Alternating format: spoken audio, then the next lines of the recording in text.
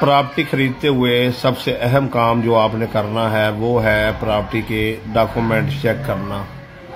अब इसमें ये है कि जिस बंदे से आप प्रॉपर्टी खरीद रहे हैं वही मालिक भी हो, ये पहली चीज़ है। अच्छा, वो मालिक कैसे बना है अब ये भी आपने चेक करना है। अच्छा, मालिक बंदा बनता है या तो वो प्रॉपर्टी जो है वो खरीदी होती है, या किसी ने हिबा की होती है, या किसी ने दस्तबरदारी की होती है, या उसको वरासती ज़मीन जो है वो मिली होती है।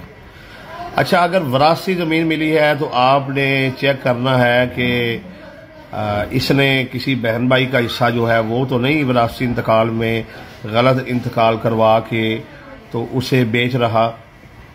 अगर हिबा भी किया है तो ये तो नहीं है कि ये भाई बेच रहा है और बहनों को जो है वो कुछ भी नहीं दिया गया, और कल को वालिद या वालदा की वफात के बाद जो है वो बहनें अगर केस कर देंगी तो फिर भी आपके लिए जो है वो मसला बन सकता है। अच्छा, अगर उसने किसी से प्रॉपर्टी खरीदी हुई है तो उसमें आपने ये चेक करना है कि जिससे प्रॉपर्टी खरीदी है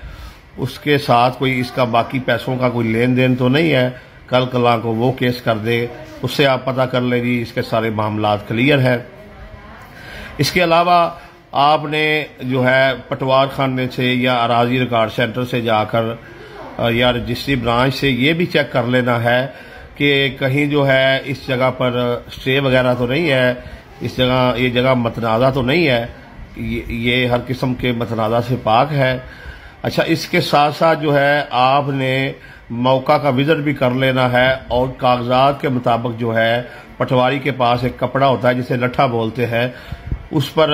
सारे नक्शा जात बने होते हैं। चेक कर लेना है कि नक्शे के मुताबिक ये हमें जो है वो कब्जा दे रहा है, और जो फ़र्द दी है उसके मुताबिक ही ये हमें रकबा दे रहा है, या रकबा कोई और है और फ़र्द जो है वो किसी और जगह की दे रहा है। तो बुनियादी तौर पर आपने ये चीज़ें सबसे पहले चेक करनी है, और उसके बाद जो है आपने अगला प्रोसीजर करना है। इस पर मज़ीद आगे वीडियो बनाएंगे कि और कौन कौन सी एहतियाती तदाबीर जो है वो आपने करनी है।